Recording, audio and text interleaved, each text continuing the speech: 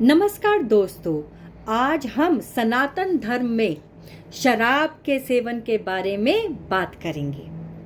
सनातन धर्म एक प्राचीन और विविध यानी कि डाइवर्स धर्म है, जिसमें विभिन्न संप्रदाय यानी कि सेक्ट और जातियों के लिए अपने नियम और विचार हैं। जानते हैं सनातन धर्म के ग्रंथों में शराब के सेवन के बारे में क्या कहा गया है।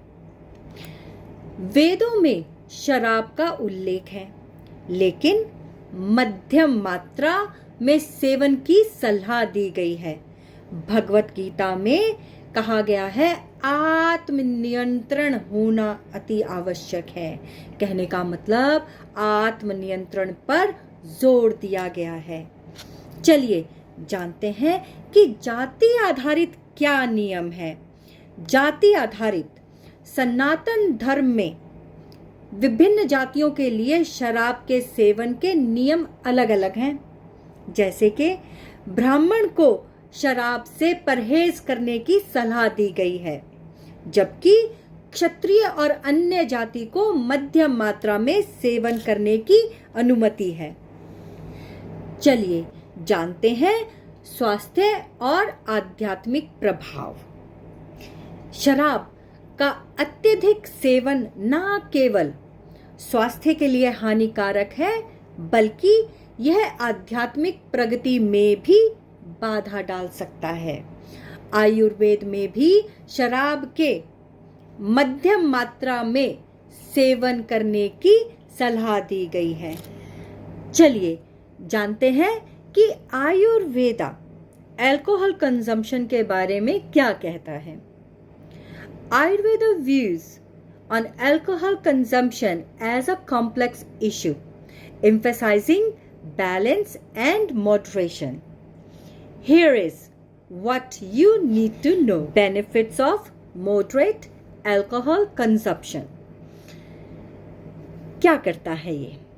It improves digestion and appetite, relieves stress and promote relaxation, enhance mental satisfaction and happiness, support heart health, particularly red wine, can be used therapeutically such as in Ayurveda wines like madhya, जो मद्य के बारे में हमने सुना होगा, madhya, which are made from herbs, fruits and other plants based ingredients to treat specific health conditions.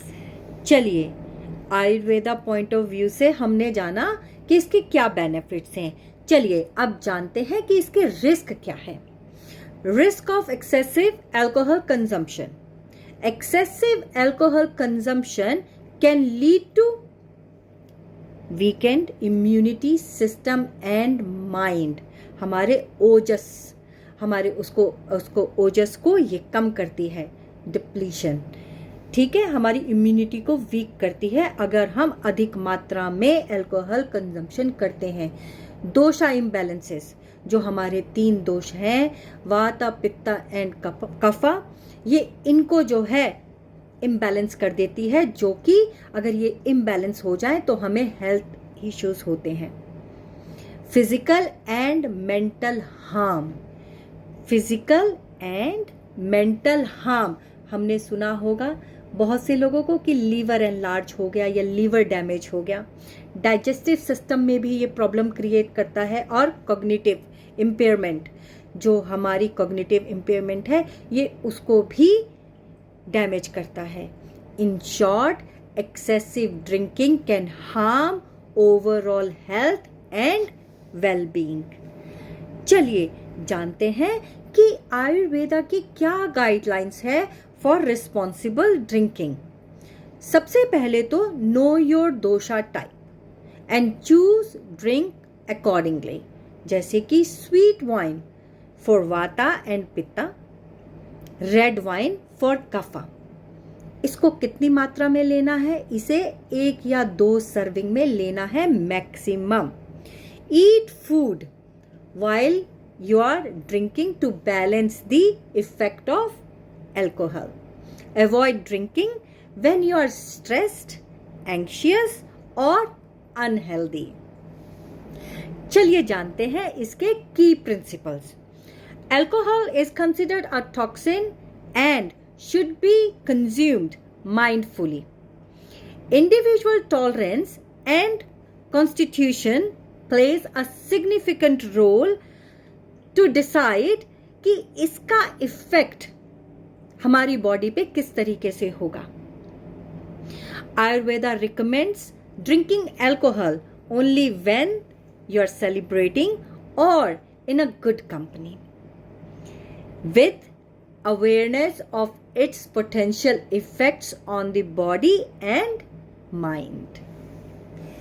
चलिए अंत में जानते हैं कि इसका निष्कर्ष क्या निकलता है। सनातन धर्म में शराब के सेवन के बारे में विचार थोड़े जटिल और सूक्ष्म हैं। यह महत्वपूर्ण है कि हम मध्यम मात्रा में सेवन करें और अपने स्वास्थ्य और आध्यात्मिक प्रगति का ध्यान रखें। पूरा वीडियो देखने के लिए धन्यवाद।